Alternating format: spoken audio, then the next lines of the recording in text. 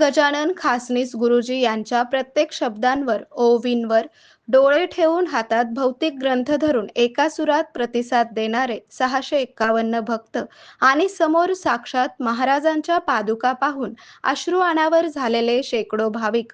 अधिक मास गुरुपुष्यामृत योगाच्या अलौकिक मुहूर्तावर अथांग भक्तीचा हा अलौकिक सोहळा गुरुवारी जुळे सोलापुरातील द्वारकाधीश मंदिरात रंगला.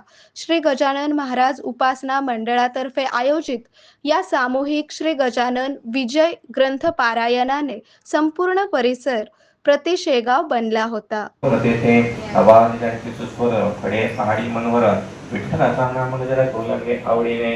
इकडे महाराज आसनी होते ते वजनी वदनी भजनाच्या मिशांनी गणा गणा गणात होते. हे सुद्धा त्यांचे भजन प्रतिनित्या वाचून ऐसा आनंद झाला. जाण रात्रभरी ते खाया गणागण हे त्यांचे भजन हमेशा चाले म्हणून लोकांमध्ये अभिदान गजा हे त्याला जो स्वयंमेव ब्रह्म झाला. नाम रूप कोठून त्याला नाम रूपाचा गलबला प्रकृतीच्या आश्रयास असती भाती प्रिया ठाई योगेश नाही. त्या आनंदाने ओढवे काही त्याची उपमा त्यालाच असे. आषाढीसी पंढरपुरवासी हस्ती गोदातीर वा कुंभमेळ्याची साचार गरजे होते हरिद्वारी.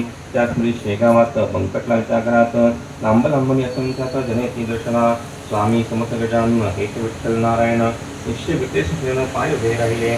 त्यांचं गोदातीर आनंद हरिद्वार गजबजले शेगाव नगर समुद्र बंकटाचे जो प्रमुखदा पोचला जात कसून त्याला तुझी अशा प्रकाशाला अवघड काही सारखे नित्याचा नवीन समागमा होते काही येथे माझा पाठमान अवघे होते करून माझ्या